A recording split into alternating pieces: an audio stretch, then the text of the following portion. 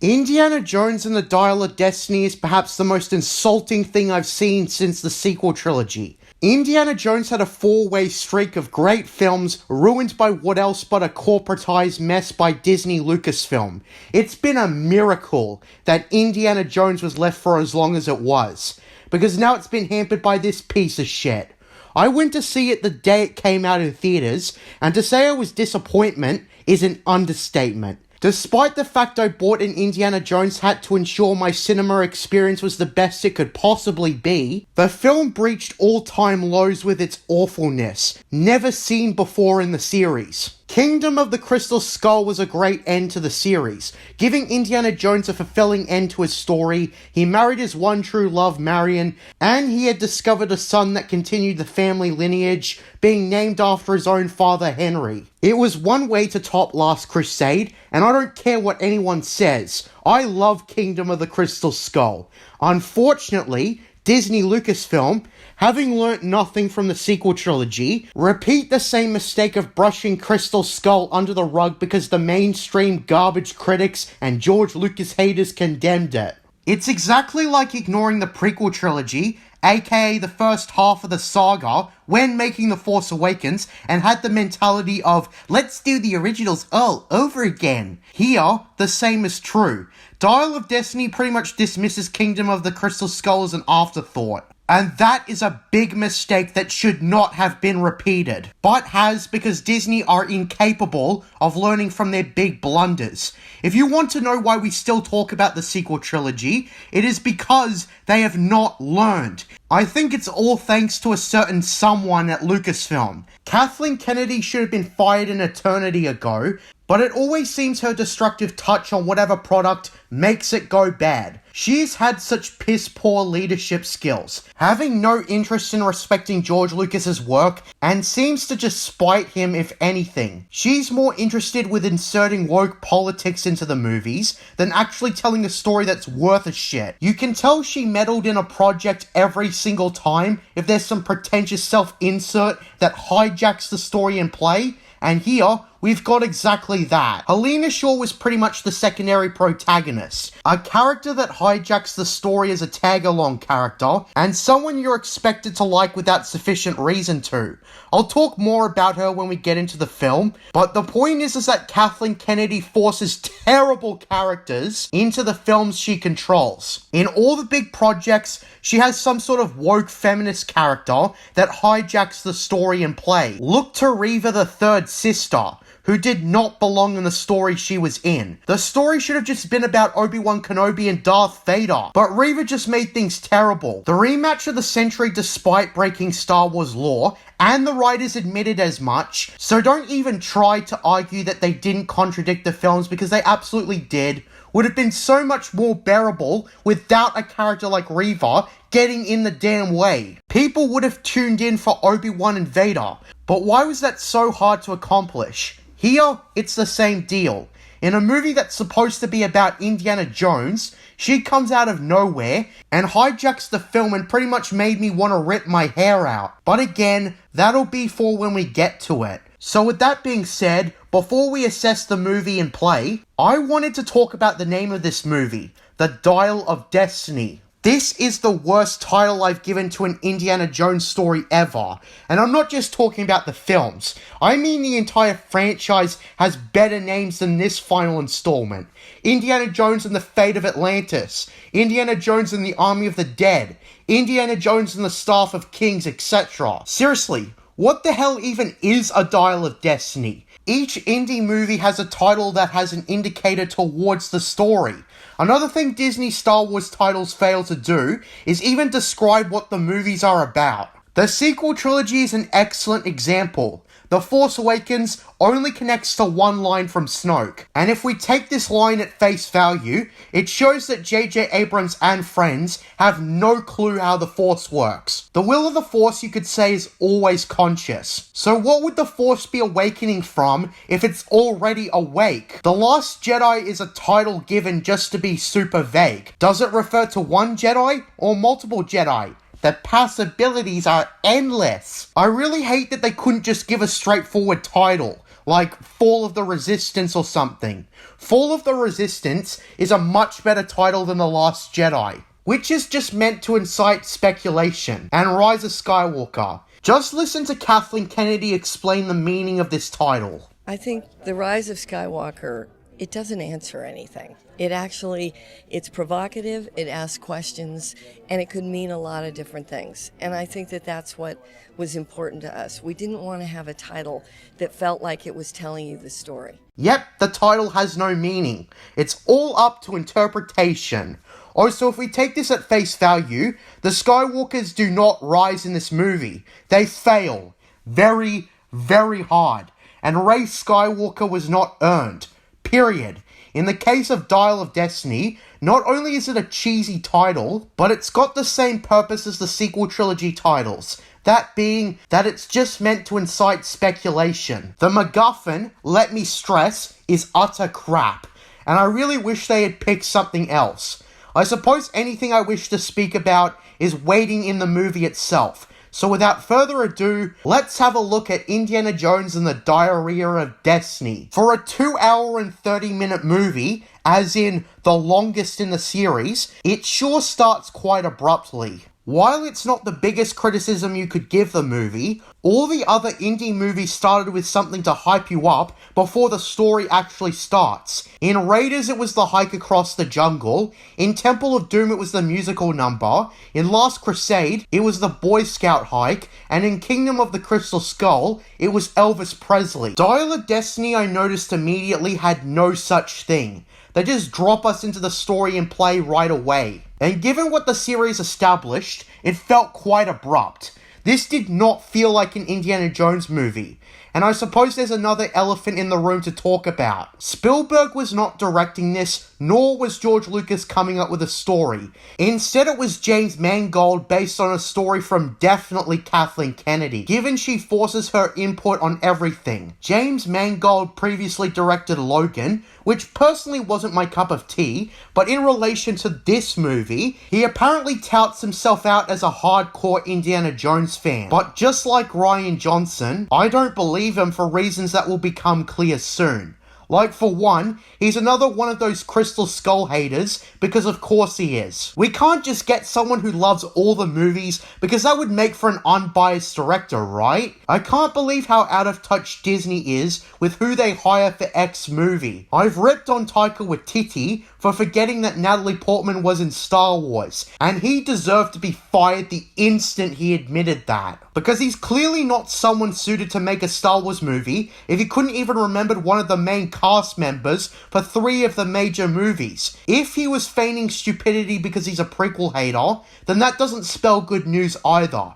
Anyways, we start in 1944, in an unspecified location, presumably in Europe near Germany or whatever. Yeah, that's another thing. Unlike other Indiana Jones movies, we don't get a time or place listed on screen. You can piece together that it's late World War II, but it's odd that something you'd come to expect isn't shown. Anyways, that nitpick aside, since it's World War II, and from what we've seen in the trailers and marketing, we get another round of nostalgia-fueled antagonists. That being the Nazis. Pronounced that way because YouTube doesn't like that word. As stated in my Last Crusade review, I really did not like rehashing the Nazis as the villains. It was a decision made out of fear because I wanted a film that felt more like Raiders. If you don't try something new, your franchise isn't going to go anywhere. Well, here, I am less forgiving towards Dial of Destiny. Having the Nazis as the villains for the third bloody time is a joke. It goes to show how little creativity Disney has. That they'd rather leech off previous movies instead of coming up with a new villainous faction. Before they announced who the villains were going to be, I assumed the villains would either be the Soviets again, or some other regime from the Cold War era. I mean, the Soviets would probably be rehashed villains too, but at least it would be the second time they'd be using them, not the third. But I guess villainizing the commies wouldn't be that well received in China, so they dialed back to the classic faction nobody except white supremacists like. That, and they didn't want anything resembling Crystal Skull. Either way, they were lazy, and the Nazis have come and gone. It's time for new villains. Well, since Disney has no creativity, we've got Indy being carried with a bag over his head. Upon being unbagged, you can see that the de-aging technology is pretty bad. Yeah, to the people who said Crystal Skull's special effects were bad, you have not seen shit yet. The de-aging of Harrison Ford is utter crap if I've ever seen it. It's obviously fake from the get-go, and I've seen a lot of independent deepfakers do better than this. Disney, with the top resources and budget, couldn't make decent special effects at least?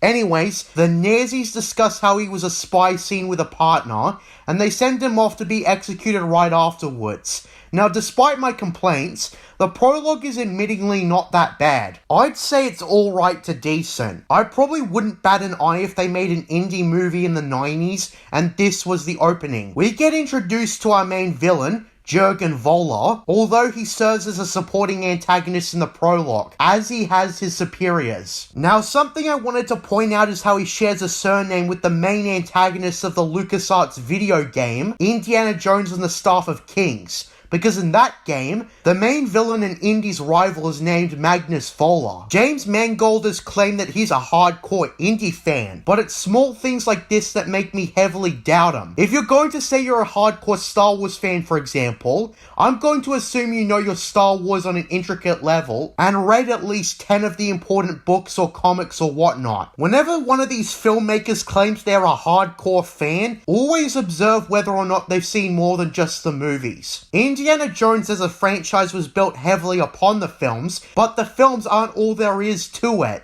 There's the Young Indy Chronicles, there's games like The Fate of Atlantis and Emperor's Tomb, and there's novels like Army of the Dead. I know it's highly probable James Mangold and the rest of modern Lucasfilm have no idea what Indy's mother's name is. It's Anna Mary, by the way, but since you'd have to watch the Young Indy Chronicles or do some basic research to know that, I can say that no one at modern Lucasfilm is that type of fan, if at all. Point is, I can guarantee until proven otherwise that James Mangold is the type of filthy casual when it comes to Indiana Jones. He hampered to the mainstream garbage collective opinion that Kingdom of the Crystal Skull is trash after all. Is it that hard to get someone who has an intricate understanding of Indiana Jones in all media and not just the films? Because if your only experience is the films, then that's just pathetic. Now, you can be a casual fan, but 9 times out of 10, getting a casual fan who may not properly understand the source material is very risky. Especially when they have an agenda like, Kingdom of the Crystal Skull is a garbage movie. Wrong, sir. Wrong! It's not even like the Staff of Kings is some obscure, hidden away book that no one's ever heard of. The Staff of Kings was like the last major Indiana Jones release from LucasArts, and was available on both the popular Nintendo Wii and Sony PlayStation 2, and the Nintendo DS if you're on a road trip. You'd think that someone at least remotely familiar with the Indiana Jones franchise would know that there was already a villain with the surname Voller, especially when he's the game's main antagonist. You might be wondering why I'm venting so hard just because Mangold forgot the main villain of a game no one cares about, and it's to highlight a point that the so-called self-proclaimed hardcore fans are in actuality filthy casuals. I'm not an Indiana Jones everyman, but at least I have a decent amount of knowledge on the Indiana Jones franchise. Not the films, the franchise. I know enough about the Indiana Jones expanded universe to say confidently that James Mangold has no idea what Indiana Jones is on the larger scale. Speaking of, the Indiana Jones expanded universe hasn't been decanonized yet, and that's most likely because Disney has no idea the expanded universe of this franchise exists. Leland Chee, before the Disney acquisition, actually put up a hierarchy of canon, just like what Star Wars had. And to sum it up, the films come first, followed by the Young Indy Chronicles, followed by the actual Indy Expanded Universe, followed by the non-canon shit like the Lego games. From what I've been told as well, the Willow novels that serve as a sequel to the film Willow weren't decanonized either, right before the Disney Plus series came out. I think it's safe to say that they are unaware that such an expanded universe for both exists. And maybe with Indiana Jones, the franchise is more consistent of standalone stories, hence why they could probably keep everything canon. But again, it's a fat chance that Disney knows about the Indy expanded universe. This is also why the argument that Disney owns it, thus they get to do whatever they want with it, is a weak one. Until someone can send me some sort of confirmation that they've acknowledged the Indiana Jones expanded universe at least once, very publicly, and whether or not it's still canon according to them, I'm not budging. With that being said, let's just get on with the film. So Jürgen Voller, who has an unoriginal name, played by Mads Mikkelsen, who is completely wasted in this movie, is shown to have an obsession with the MacGuffin of the movie. Half a dial created by one Archimedes, or Archimedes. I'll just call him Archimedes. He goes on about whoever controls the dial will become a god essentially, and do whatever they want with time travel. Although the first time I watched this movie, and this is a general problem with the movie, it zips around like a motherfucker. Being 2 hours and 30 minutes, you'd think they'd spend some time establishing the MacGuffin and mythology and all that shit, just like every other Indiana Jones movie. But nope, there are very few times the movie slows down to catch a breather, or explain why things are going on. It's just The Force Awakens all over again. It didn't set up the galaxy in play, and just zipped by at a crazy fast speed. And the only time the movie slowed down to explore the world is the scene where Han explains Luke Skywalker's disappearance. Ironically, the movie needed more scenes like this to effectively set up the galaxy in play, because important things like why the war is happening, where the First Order came from, what the New Republic has been doing, etc. are just ignored. But don't worry, you can find out what happened in the shitty Aftermath trilogy and the novel Bloodline. Available for only $19.99 each. Point is, they're repeating the same mistakes from the sequel trilogy. Again, this is why we do not shut up about the sequels, even though it's been a couple of years. Disney refuses to learn from their mistakes. They repeat the same shit over and over and over and over and over and over and over and over again. And it's getting old. Anyways, we've also got another antique, the Spear of Destiny, which later turns out to be fake once we get on the train. I don't know what the point of having this artifact was, given it has no plot relevance. I'd think we should have focused on the dial instead. Anyways, we get introduced to Indy's companion Basil Shaw. Basil doesn't really do much in this film beyond the prologue. He's captured by the Nazis just like Jones, and is sent to a train all tied up. We see meanwhile that Indiana Jones is about to be hung by the rope, and conveniently, an Allied bomb drops from the ceiling, although it doesn't detonate right away, and Indiana Jones uses the opportunity to escape. Now, part of Indy's identity as a series is surviving near impossible odds, so I'm not going to complain about this. And it was established that the Allies are closing in on the Nazis from both sides, so I don't really have anything to complain about. I did say after all that the start wasn't actually terrible. I'd say this actually feels like something from an Indiana Jones movie, but believe me, it completely stops feeling like an Indiana Jones movie after a bit. So after Indy escapes the rope, he sneaks through the Nazis and pretends to be some driver for the Nazis, where he's actually going to rescue his friend Basil. Again, I don't have any complaints, as it's something Indiana Jones would do. He always goes to rescue his friends. We've got a nice sequence of him jumping onto a bike and boarding the train. Now, something I have to complain about that applies to this whole movie is the soundtrack. It's got that Rise of Skywalker problem of being a greatest hits compilation, instead of being a new score. My theory is that Kathleen Kennedy, James Mangold, or whoever rejected John Williams' original score and told them to dial back to what would be nostalgic. The same happened with The Force Awakens. And again, lessons were not learned. If there was ever a key message through this film's failures, it's that you should learn from your mistakes and not do the same thing over and over again. So Indiana Jones mostly hikes across the train, evading Nazis, and I'd say it's pretty well done. The way they pace out Nazis catching on to Indy after he steals something, and chasing him across trams and whatnot, and there's even a part where Indy blends in to remain undetected. That was such an Assassin's Creed moment, but it doesn't manage to feel too video gamey. Anyways, Indy frees Basil, and they both evade an allied attack, and it's here where the main guy in the prologue, Colonel Weber, or Weber, I don't know how it's pronounced, catches up to Indy and they have their fight. Basil during this fight is a bit clumsy, but it's done in a way where Henry Jones Sr. was clumsy, so I can't complain about this too much. Basil is clearly shown to be not much of a fighter, but anyways, after Indy Spartan kicks the Colonel off, Vola shows up and then demands they give him back the dial, although a pole or something eventually catches the train, and he is smacked in the face with it and falls off. I'm not a physician, but that probably would have killed him, or at the very least, gave him severe brain damage. Indy and Basil jump off the train just as the Royal Air Force bomb the train, and that's the end of the prologue, and the first 20 minutes of the movie. Now, despite my complaints, I have to say that the prologue was actually a competent start. It could have a bit of touch applied to it to make it a great start, for example, establishing the MacGuffin more and whatnot, but for what it's worth, it's well paced and well done. Despite the mistake of not putting a time up on screen, I can tell it's a time where the Nazis are about to lose and be caught with their pants down. However, the film begins to go downhill, and by the time they introduced a certain character, I felt like I was about to go crazy. Anyways, we cut to around 25 years later in 1969. Although again, they don't put a time on screen, where Indy wakes up from the couch and they present him as this old man who is out of touch with the modern day. That I really hate.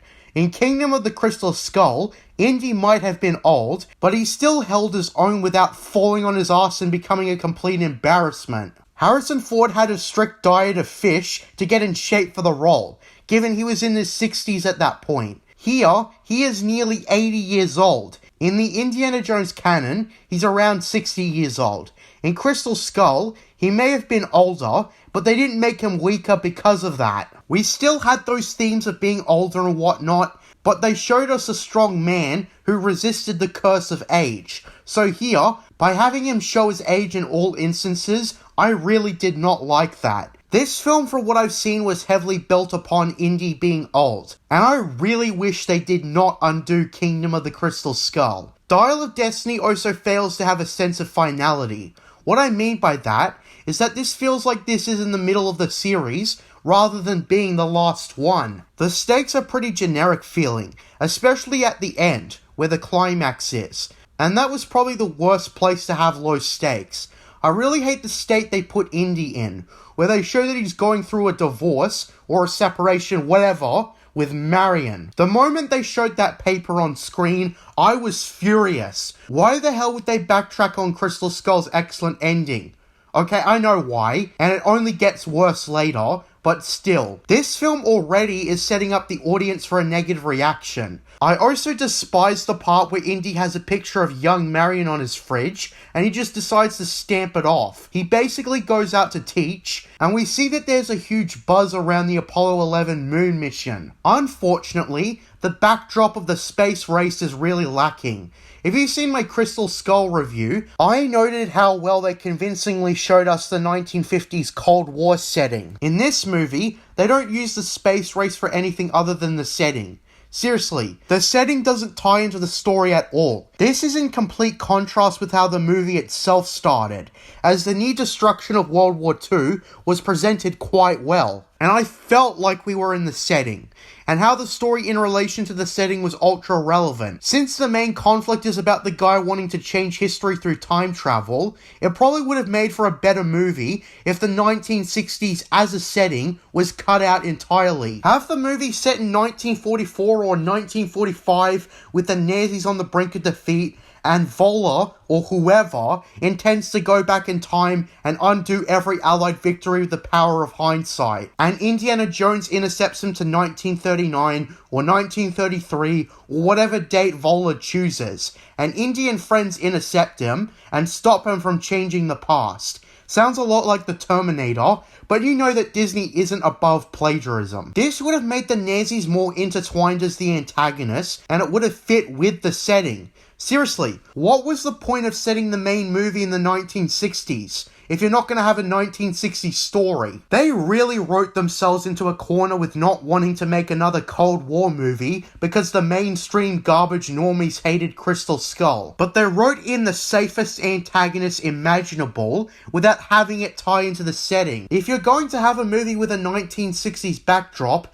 actually provide 1960s aesthetics. Like, things I think of when I come to the 60s are stuff like the Cold War at its peak, with the Cuban Missile Crisis, and the space race, and the media that spawned from that like Star Trek, and the Civil Rights Movement, and so on and so forth. The 60s was a crazy time for the world, and there's a lot of interesting stories you could tell. Like, imagine Indiana Jones in the Race to the Moon, or fuck it, let's go with Indiana Jones and the government conspiracy. Or hell, let's go with Indiana Jones and the horrors of Vietnam. Or wait, I've got one that can top all that. It's called Indiana Jones and the Cuban Missile Crisis. Wouldn't that be a treat? Great drama, high stakes, and so on. My only guess is that those premises would be way too interesting, so they went to the boring Nazis again, in a setting that doesn't even work with them in it. Nazis in the 60s are old news. They were defeated and discredited forever. End of story. Silly mustache man done goofed. So at the end of the day, to Kathleen Kennedy, James Mangold, and whoever else, I have this to say. I think you took an incredible advantage and squandered it. Okay, let's just get on with the film. We've got Indy teaching in a classroom that doesn't resemble the classroom he normally teaches in. Gee, you know your movie is bad when you can't even book filming locations. Either that, or they couldn't replicate the set. Whichever it is, I'm disappointed. This is a contributing reason why this doesn't feel like an Indiana Jones movie. The locations are really off. The greatest sin is probably not having Spielberg back to direct the set, because that's probably the only way this could feel consistent. At least the students in Indy's classroom feel like 1960s blokes, I guess. Indy's basically teaching a history lesson or something, and this is where the dreaded Helena Shaw comes into play. She sits in Indy's classroom and is presented to us being knowledgeable about history and the like. I will say that in her first scene, I didn't hate her. At least not yet. This scene establishes that she knows as much about the shtick as Indiana Jones, which ideally is nice for having the sort of character that can work well with them, and could actually make a likable character. But knowing Kathleen Kennedy, Helena is soon subverted into the worst character in the series, and oh boy, we'll get to that. Oh yeah, get ready. So a theme of this film is Indiana Jones being a forgotten and overshadowed hero, and someone comes into Indy's classroom towards the end of the class, showing the Apollo 11 moon mission astronauts, with Neil Armstrong, Buzz Aldrin, and Michael Collins. I suppose this scene is meant to show that Indy's got that underdog trope of having people no longer revere him as a hero. I'd say that, but then in the very next scene, Indy has a surprise party in his honor, where the dean thanks him for his service to Hunter College, and that's where it clicks. Indy doesn't teach at Marshall College anymore, which is such a baffling decision. And it's another example of them undoing Kingdom of the Crystal Skull. At the end of that movie, Indy had restored his reputation with the government and the university he worked at. When I saw the dean of the new university Indy worked at, someone who obviously isn't played by Jim Broadbent, I was like, who the heck are you? Then I realized that despite Indy's happy ending, including him being associate dean at Marshall College, they decided to throw that away and instead have him transferred to another university at least 1 or 2 years after Kingdom of the Crystal Skull. I did the math based on the dialogue in this movie. This really is insulting to piss all over Crystal Skull's ending, where Indy gets married, gets his job back on top of a promotion, has a son who can continue his lineage, and so on. Like, seriously, that's why Crystal Skull topped Last Crusade as the definitive ending. It might not be as dramatic as riding off into the sunset to end a trilogy, but in the context of the whole thing, Crystal Skull was great. Diarrhea of Destiny's conflict, ideally, would be for Indy to fight for those he had, like his wife and son. Imagine in a hypothetical Indiana Jones and the Cuban Missile Crisis, the closest the world has come to total destruction, Indy in those 13 days remembers why he's doing his damnedest to prevent nuclear war. When you're making a sequel, you're supposed to build upon what came before, not tear it all down. I truly am pissed for how little regard they have for Indiana Jones. This might not be quite a situation where he's now Jake Jones, but maybe a push or two more down the stairs would probably do it. It also bothered me that Indy doesn't continue adopting his given name of Henry. In Kingdom of the Crystal Skull, he became more accepting of the name his father gave him. And it showed that despite his father's passing, his memory of him continues by adopting his name as Henry Jones Jr. And this extended to his son Mutt, also embracing his given name as Henry Jones III. Well done, Henry! Thanks, Ox. This isn't even something you can really put on the big bad Kingdom of the Crystal Skull, as this was all set up in the Last Crusade. Speaking of which, I was shocked that for a movie that heavily relies on flaunting nostalgia, they had minimal references to Henry Jones Sr. or Marcus Brody. You'd think they'd put those two on pedestals, especially with the relative recent passing of Sean Connery. Crystal Skull had a very meaningful tribute to both characters, even though Sean Connery in particular was still alive at the time. Somewhere your grandpa is laughing.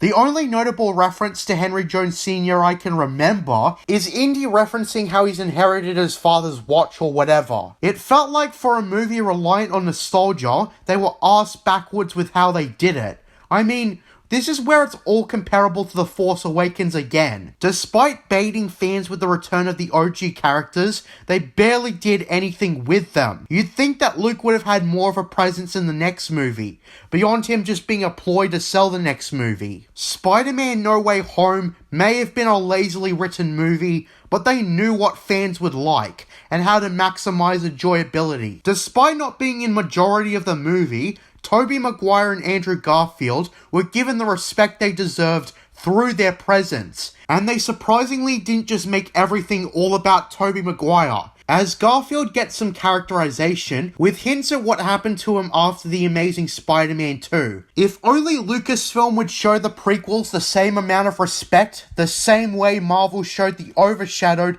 and not so popular webverse. As flawed as it is, Spider-Man No Way Home celebrated previous Spider-Man films, no matter their quality or reception. But modern Lucasfilm has this mentality of celebrating the stuff that only everyone likes, with the safe original trilogy, and keep in mind that Lucasfilm and Marvel are both owned by Disney. And Kevin Feige ironically knows how to respect legacy characters better than Kathleen, despite them both being soulless corporate hacks. I've vented for quite a while, so let's just get on with the movie. So Indy gets a gift for his retirement, which I mean, it would be so much more effective if this was the university he taught at for several decades straight.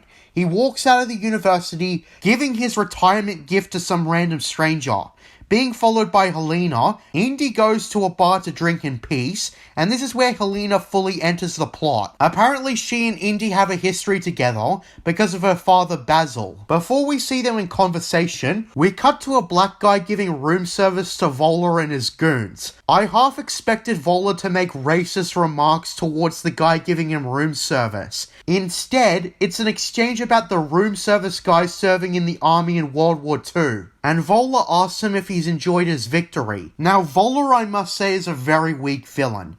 He doesn't display any charisma, nor is he overly brutal or cruel, and he pretty much lacks all the traits that make Indiana Jones villains effective. Voller has a bunch of Americans as his goons. The supporting villains are just as weak as the main villain. They don't really do anything heinous or brutal enough, except for maybe one instance we'll get to. I find it laughable that Voller convinced a bunch of Americans that they could go back in time and have the Nazis win World War II. Now, I can totally accept that these guys are outcasts who probably joined the KKK at one point and hold very Nazi-ish beliefs. Otherwise, why would they be following this guy? But since Voller no longer possesses the time travel device or whatever, how did he get these guys to follow him? Wouldn't it make more sense to have Voller's top henchmen be people who researched with him and knew about the dial? And maybe the Americans are just goons who are neo-Nazis and former Klansmen? But an even bigger problem with this movie is why Voller waited this long to try and retrieve the dial from either Indy or Basil. The former is a famous archaeologist after all, and would be easy to track down. Unless he was in a coma for the longest time, which is unlikely based on what Voller's been doing. He has changed his name to Schmidt and has been someone who helped NASA with its space program. But he's still bitter over losing the war. This intro didn't make me give a shit about the villains in any sense. So moving on, Indy and Helena talk about when she was growing up. It's revealed here that Basil is deceased. And they talk about the dial. Helena tries to encourage Indy to discover the power of the dial as a final triumph, and that it would benefit both of them. Okay? So far, Helena's not expressing any unlikable traits, but I fucking knew that eventually she'd do something to become the worst character ever. And these scenes so far, I'm guessing was meant to give you a false sense of security. But since I remembered that this character is played by the same bitch as L337, I was ready for anything. Turns out Indy stored the dial in a college storeroom. Yeah, why the hell would Indy put the dial in a storage room where anyone could steal it? Wouldn't something like that belong in a museum? This plot doesn't make any sense, especially when Voller's henchmen show up. Something really confusing about this movie is where a CIA agent assists Voller's henchmen. Apparently the agency wants Indy for some reason. Rewatching the movie, there isn't really an explanation given, and this whole thing becomes incredibly messy. I was scratching my head in confusion asking, wait, what's going on? Well, I had a look on the Indiana Jones wiki, and apparently this was about Helena, not Jones. Yeah, that's right. So Indy and Helena get the dial out of the storage room, but Voller's henchmen show up to take the dial, and I wasn't surprised that this happened, but I was furious regardless when Helena locks the escape route on Indy and flees with the dial. God fucking damn it! You bitch! Yeah, that is the moment I made my mind up about Helena, and believe me, past this point, things don't get any better. She's a pretentious, woke as shit, bratty little bitch. And while the first two scenes she was in wasn't actually bad, she of course subverts into someone that everyone will fucking hate. Helena has no excuse to hijack the story like this. It's called Indiana Jones. Indiana Jones is about the titular character, a straight white man, and all stories are centered on him as the protagonist. I guess he is still the main character, although he's dragged down heavily by Helena's antics. A politically correct tag-along character in a series that is anything but politically correct. I mean, going woke would destroy the very identity of the series. We wouldn't get fan favorites like Short Round otherwise, who, if you think about it, indulges the Chinese boy stereotype. Yeah, so that's another criticism. Going woke goes against the series. Indiana Jones is not for snowflakes. That's another reason why this doesn't feel like an Indiana Jones movie, because it's politically correct in a series that is never politically correct. This should be obvious, but a lot of people don't seem to realize this. Indiana Jones has themes of vengeance against the Nazis, for Christ's sake. Anyways, back to the film, Indy has to improvise after being left for dead, and escapes the other way, although he doesn't take the opportunity to escape very well. Instead, he stops to check on the dead bodies, and does the incredibly risky move of calling the police on a telephone. Now, in a horror movie, calling the police would be the best bet, but for Indiana Jones, this seems incredibly out of place and out of character. Indiana Jones calling the police and pleading with a helpless voice is baffling. Like, come on, you could have had him bust open a window and use his whip to escape. That would have been more believable, and probably would have helped the flow of the chase sequence, because instead, the bad guys hold him at gunpoint and throw him into a van during the Apollo 11 parade. The agent asks Indy about Helena, and Indy responds that Helena's his goddaughter. I had no idea what a goddaughter is supposed to be, so I looked it up. And apparently, to have someone be your godchild, you have to be present in a baptism ceremony or something after they're born. Okay? To be honest, I'm pretty sure they attached the title of goddaughter to Helena to give her a superficial sense of importance in relation to Indy. And that's pretty lazy. The way Indy says that Helena is his goddaughter kinda tells me that this movie is pretending she's this super important character. I don't understand why, if they needed a female lead in this movie, why they didn't just go with Marion Ravenwood.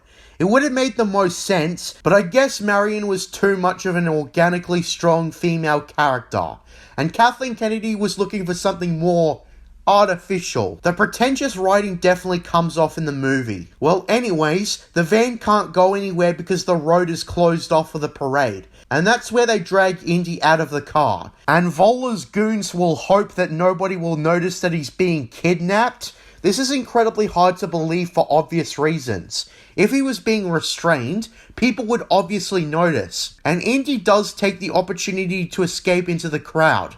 This is where Voller's right hand fires a gun at Indy, who proceeds to run around the corner. Despite there being shots fired, Indy tries walking up to an oblivious police officer who would have clearly heard the gunshots, but I'm guessing the writers forgot how loud gunshots are. Indy tries to explain himself to the officer, but he just trips over his words, and it's embarrassing to watch. Especially because, again, it's out of place and out of character. I don't know why he stopped to talk to a police officer, and why he didn't just keep on running, because someone else probably would have spoken to the police officer anyways. I just knew how this situation was set up the way it was. Indy stopping in his tracks is just so the bad guys can catch up to him, in which the right hand whacks the police officer out cold. Well, at least it felt like a hard punch in the sound effects department, and Indy gets away on horse, and uses it as his getaway transport. I suppose they wanted to call back to the times Indy used a horse, so he uses the horse to get away, and he takes it into a subway station, and we get that shot from the trailer where he narrowly avoids ramming into a subway train, and he gets away sliding through the tram doors. I don't have a lot to say about this chase sequence. I probably would have liked it more if the context behind it wasn't so god-awful. The scene that I'd say is closest in comparison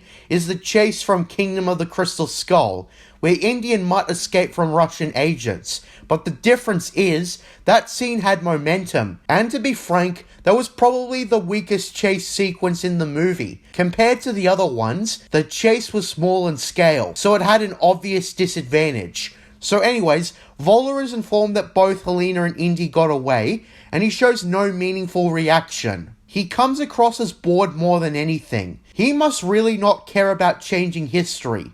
So anyways, Indy gets the assistance of Sulla, who makes his return to the franchise, although he does jack shit. He's informed by him once he manages to make it indoors that Helena is a fucking criminal for auctioning illegal stuff. So if anything, this tells us, the audience, that Helena is an incredibly shallow person. The way Sulla says it too, basically says she's a nuisance and a troublemaker. And oh boy, did her previous scenes, on top of ones yet to come, enforce that. This is pretty much where Helena has no hope of being likable.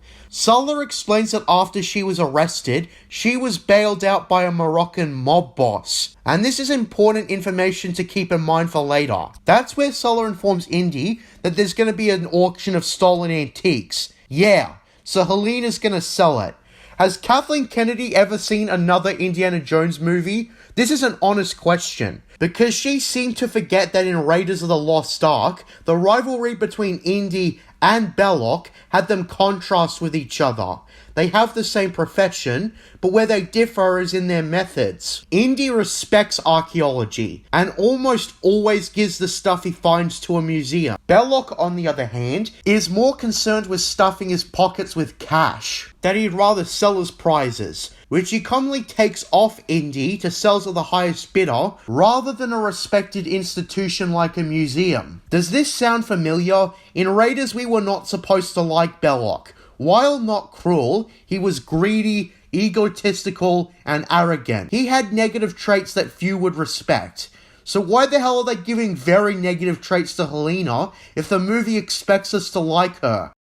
Having Helena try to sell the dial to the highest bidder is, by the standards set up in the series, very despicable. I feel insulted being expected to like this character. Pretty much the only difference between Belloc and Helena is that Belloc was very clearly the main villain, while Helena is a tag-along character you're supposed to see as a hero, even though she's anything but. So moving on, although Indy is pursued by the authorities because of what happened at the parade, Indy and Sulla drive him to the airport. which is stupid because the airport always keeps track of who's going through. Maybe it was less strict before 9/11, but still. I have to ask why they didn't just arrange for Indy to smuggle himself out of the country. It would have served the same purpose, except it would have made sense. The airport is the last place you want to go, aside from a police station. Of course, since things always have to be made piss easy for the plot to progress, Indy takes a plane and isn't recognized as a fugitive. Well anyways, Sulla, when he's dropping Indy off, gives Indy a goodbye speech for his journey, and it's not actually half bad. Although it's ruined by a car that stops in front of Indy with the loud sound of the brakes. Anyways, Indy's on the plane going over the papers, in which we get a flashback. And just like the flashback in The Last Jedi, it's incredibly out of place in an Indiana Jones film. The closest thing to a flashback I can remember in an Indy film was the Last Crusade prologue. But that wasn't really a flashback, because that's how the movie started. And they weren't flashing back from blackness before the film started. Point is, Indiana Jones movies tell their story in the present. So having an out-of-place flashback tells me they got stuck with the story and didn't know how to convey it without a flashback. So yeah, that's an additional reason why this movie feels nothing like Indiana Jones. But let's just get to the flashback. The flashback concerns Basil and Indy, where we see that Basil is tempted to destroy the dial, but Indy stops him and convinces him to hand the dial over. That's where Basil gets Indy to promise if he hands it over, Indy will destroy it. Well, as we've seen, Indy didn't keep his promise. Now, I'd imagine Indy would have either hid it somewhere, or gave it to a museum if he didn't destroy it. It was dumb as fuck that he put it in the university storage room, but hey, at least he wasn't consumed by greed and tried to stoop down to Belloc's level, unlike a certain someone. Something I also found out of place is how they didn't include a travel path from the United States to Morocco. Sure, they include one later, but why not here? Maybe it doesn't matter as much, but keep in mind I've been criticizing this movie for lacking a lot of little touches that makes Indiana Jones movies what they are. But anyways, both Indy and Helena on separate planes make it to Morocco. So at the club or whatever it's supposed to be, Indy comes in to see the auction in play. We get a brief interaction with this kid who is essentially Helena's short round, except nowhere near as charismatic or likable. In other words, it's dry, overcooked on the outside, raw on the inside. Yeah. Back in line. Thank you. Anyways, Indy goes into the auction, and Helena of course expresses no regret for leaving Indy for dead, and even makes a snarky remark that the hat makes him look at least 2 years younger, and it's said in the most pretentious way. She continues going on, dismissing Indy, and even smugly talks about how she paid off the police, and Indy's the one wanted for murder. Anyways, the bad guy shows up, and Vola has a standoff with Indy at the other side of the table. Indy recognizes Vola as the Nazi who was after the dial, and it soon becomes every man for himself, in which chaos ensues. Although Indy grabs the dial and gets that other scene from the trailer where the guns are pulled on Indy, and he ducks down. Helena's shit stain grabs the dial, followed by Vola grabbing it off the shit stain. And when Indy and Helena make it outside, Vola is nowhere in sight, but Moroccan police show up. And we get another snarky remark from Helena telling Indy that she told the cops to shoot him.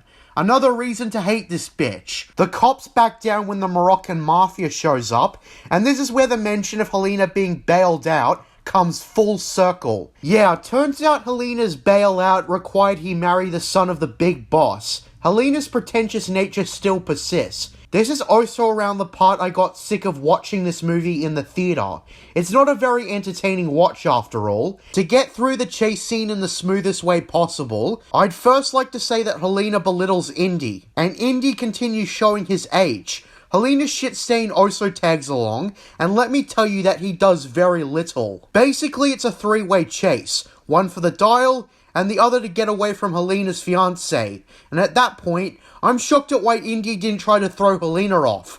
After all, she showed no care when she left him for dead. The chase scene, to sum it up, is underwhelming. Helena's snarky quips did nothing but piss me off, and made it impossible to invest in what's happening, because the only thing I care about in this movie pretty much is Indy. Everyone else can eat a fucking dick until they can prove their worth to care about, or to hate as the villains. And as I said, Helena's a bitch. Shitstain's useless, and the villains are one-dimensional. And although Indy's presented as out of character in a bunch of instances, I still cared about him. It's like having a gold character in a stinking brown movie, where he stands out as the best part, but no one else is worth a shit. Even the legacy character Sulla didn't do it for me, but hey, at least I don't have ill to speak of him. Anyways, after the chase sequence, which was just dull, the three who are basically on this adventure from this point forward need to go to a site with instructions to the second part of the dial. So they go to Greece where Indy meets one of his friends Ronaldo,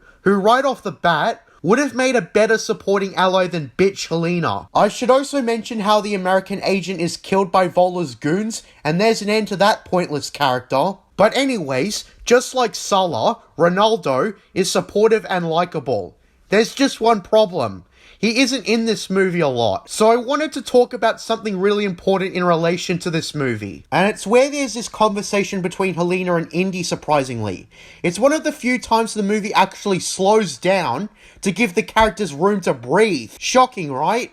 With that being said, it's here where Indy, when asked about what he would do if he could go back in time, gives an answer I really hate. He reveals that Mutt Williams, his son, died in Vietnam before this movie starts. You can just tell this was done to spite Kingdom of the Crystal Skull, and the George Lucas haters must have cheered in the theater, but for the rest of us, killing Mutt off screen was incredibly insulting, especially with what they're doing in this movie. This is perhaps one of the biggest insults to Crystal Skull, that Indy's son gets killed off. Let me guess, you were probably thinking, oh boy, we can't bring Mutt back because everybody hates Shia LaBeouf. Yes, you can! So yeah, this is the reason why Indy's marriage with Marion is down the shitter.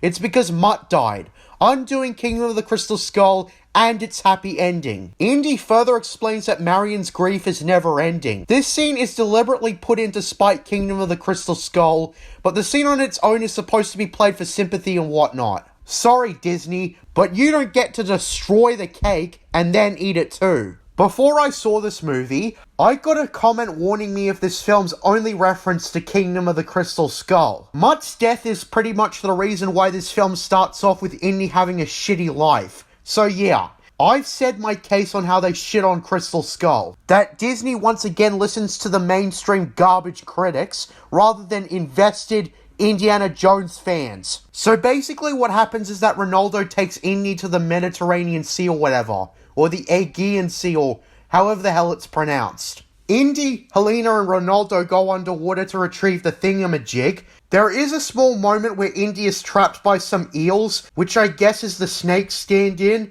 and eventually the Nazis show up and hold everyone hostage. When Vola pressures Indy to decode the tablet he found, he refuses, and I called this moment from a mile away, but of course Vola decides to straight up execute Ronaldo. Well, that's one way to waste Antonio Banderas' talent, and also an unfortunate end to a character with potential. I knew that Ronaldo was going to be the one targeted, not the bitch Helena or her shit stain. Helena then pretends to help the bad guys, while trying to get Indy to spark some dynamite. This is the film's excuse for the three of them left to escape. And they got the tablet with them. They speed the fuck away, and I realize they need to go to Sicily. And for some reason, Vola is able to track them. When I first saw the movie, I thought it was contrived that he could observe which direction they were going, and conclude exactly where they were going. But I'm bloody sick of this movie, and I'd rather wrap things up sooner than later. Also, I'd like to mention the moment they went outside the United States, I couldn't tell we were still in the 1960s. So that adds to my point about the setting not being utilized. Indiana Jones and the Cuban Missile Crisis would have been a treat, wouldn't it?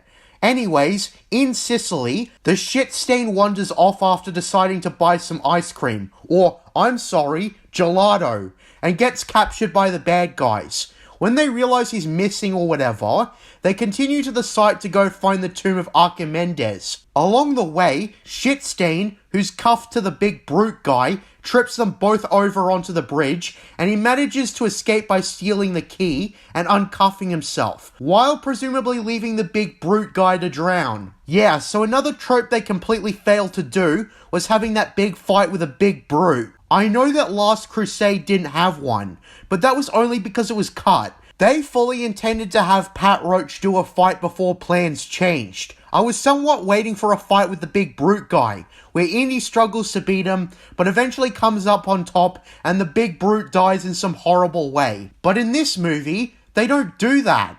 Instead, they have the kid take out the brute, and we don't even see the brute drown. They just imply that he probably did. When I saw the brute, I was curious on what the fist fight with Indy would be like, as well as the brutal death. But nope, never happens. Anyways, let's just get on with the climax. Indy and bitch Helena find the tomb of Archimedes, where they discover weird things in his resting place, like propellers on the phoenix on his coffin, and the fact that he's got a watch on his wrist. Something that won't be invented for another 1,000 years. The movie is trying to set up intrigue, but I honestly just didn't care. I think something that should have been set up and emphasized is how much Indy reveres Archimedes, which would pay off just before the movie ends. But oh boy, we'll get to that. So anyways, the bad guys show up and take the half of the dial that they need, in which Voller connects the mechanism, and the time travel device is now functional. We get a brief scuffle, which to summarize, ends up with bitch Helena and Shitstain getting away, while Indy is shot, although in a non-lethal area. Although being shot of course weakens him. And he's captured by the bad guys, who decide not to kill him, despite not needing him for anything. In the previous films, whenever the bad guys keep Indy alive is when they need him for something. As an example, Walter Donovan kept Indy alive and forced him to go get him the Grail by shooting his father where he would eventually bleed out if Indy didn't hurry up. But here, there's no reason to keep Indy alive. He's wounded, and Voller has an opportunity only seen very rarely. The opportunity to kill Indiana Jones, who even in the movie canon alone has survived near impossible odds. But nah, Voller decides to take Indy with him. In the context of the movie, it makes no sense. It's the whole, I could kill you, but I want you to see me destroy everything you love cliche that happens in stories, and it's a lazy way of keeping the hero alive almost all of the time, and it certainly is here. Worse still, since Voller plans to bring Indy with him, he reveals his crazy plan. Indy directly asks Voller what he plans to do when he goes back in time, and Voller reveals that his target isn't even someone like Winston Churchill, or even Indiana Jones. No, he plans to kill Silly Mustache Man himself. He explains that he has memorized every single mistake made by Silly Mustache Man, so he plans to kill the dude and become the architect for a Nazi victory. Now, me and my brothers walking out of the theater were talking about how that last part was open to a numerous set of factors. Let's say that Voller was able to assassinate Silly Mustache Man. How does Voller think he's going to influence major decisions? He's obviously not going to rise as leader, since he's appearing in the past just before the war starts. In any time travel movie, anyone going into the past has to essentially build their own life from scratch with other people.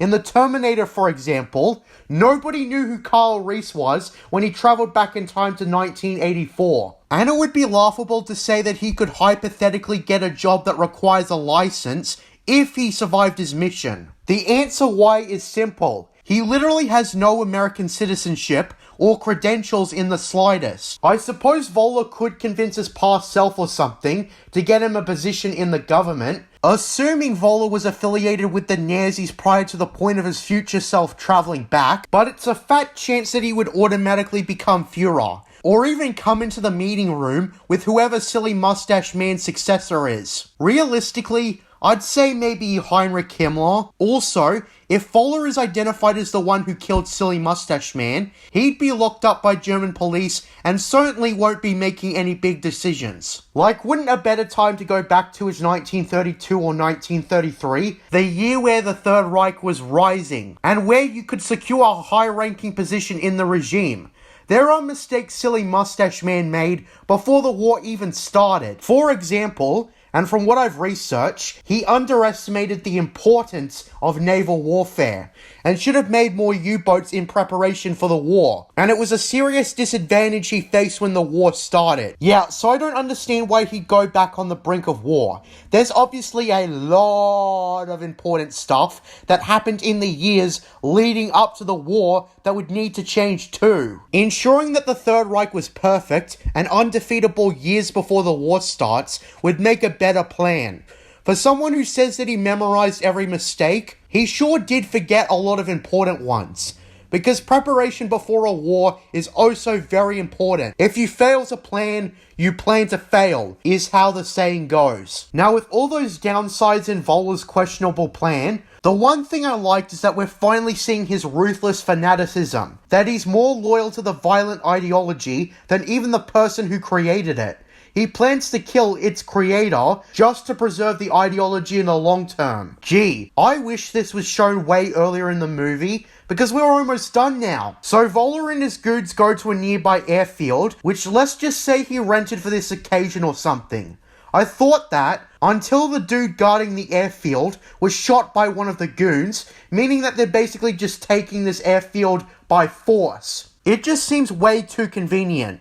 Everyone in this group all dress up in full Nazi uniform, and Bitch Helena and Shitstain show up. With Bitch Helena riding after the takeoff plane in a motorcycle, while Shitstain gets on a plane and manages to fly it. What the hell? Does Shitstain know how to fly a plane? We even see him get nervous before flying the plane successfully, and doing so in hot pursuit of the bad guy's plane. The difference with someone like Short Round is that he was clearly shown as proficient with driving. Then you realize the reason there's a second plane to begin with is so the good guys have a way to get back after the bad guy's plane crashes. Wow. Thanks for giving away part of the movie's climax. Indy, who hasn't been executed yet, yells out at Vola that his calculations are wrong, because he forgot about Archimendes' ignorance on continental drift or something. So Vola's dial calculations are wrong, and the plane proceeds to fly into the time wormhole or something. And when they all travel back, they've arrived not in 1939, but rather in 214 BC, during the siege of Syracuse.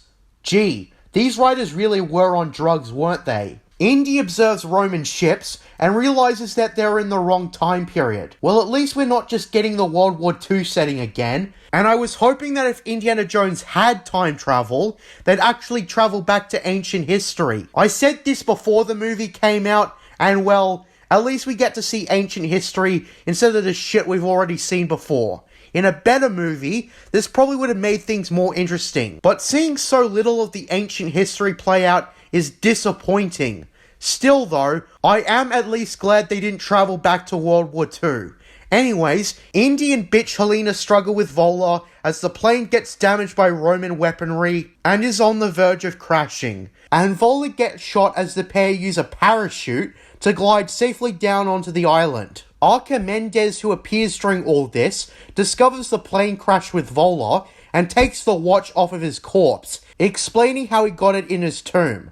Let me just say firsthand that the Terminator already did all this shit and did it better. Indy observes history playing out between his eyes and wishes to stay in the past. When I heard that, I was sweating bullets. We all know that Indy has to be around until at least the 1990s because of Young Indy Chronicles. Archimendes and some Greek soldiers show up, and Indy and Bitch Helena communicate to him in ancient Greek. Bitch Helena, though, totally ruins the scene through her intrusive remarks. Indy decides he wants to stay in the past and live out the rest of his life in the past, and he makes up his mind, and you want to know what Bitch Helena does? She literally just ignores Indy's decision and knocks him out.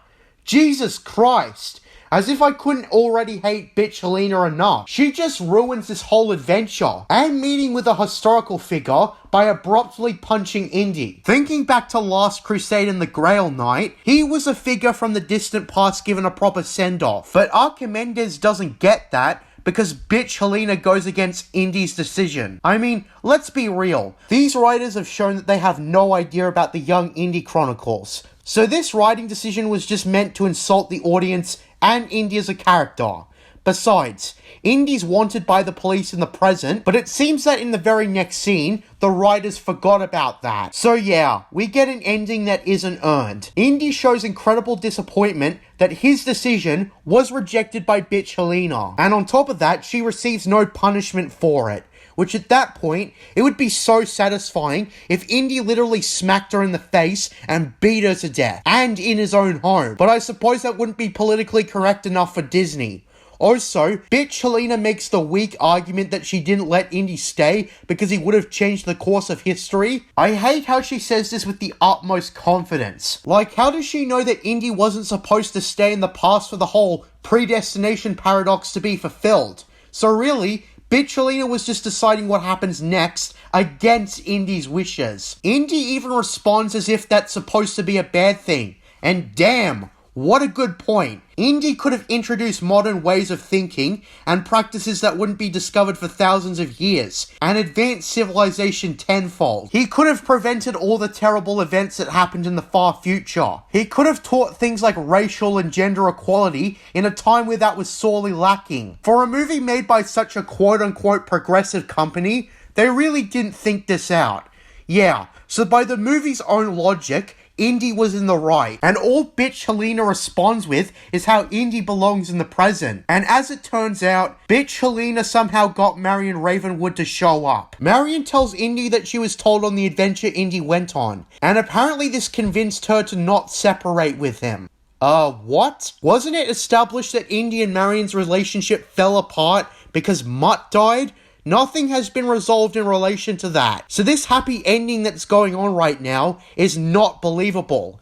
Also again, I thought Indy was wanted by the police. Or did bitch Helena just pay off the cops like she said earlier in the movie that she did for herself? So there's literally no consequences at all. But to try and ham in this forced ending, they've also got Sulla along with his grandchildren. I was just scoffing at the sheer audacity this movie was doing to try and sell this ending. To show Sulla and Marion at the same fucking time to bait the audience, this is disgraceful. And then Indy and Marion are left alone, and they reference that scene where Marion kisses Indy in different places, like in Raiders, and I fail to see how this reference fits in the context of the movie. And that's Indiana Jones and the Dial of Destiny. And the final shot is a circle to black where they show Indy's hat, which is also out of place for an Indiana Jones film. At least Young Indy Chronicles wasn't outright contradicted. So that's Indiana Jones and the Dial of Destiny.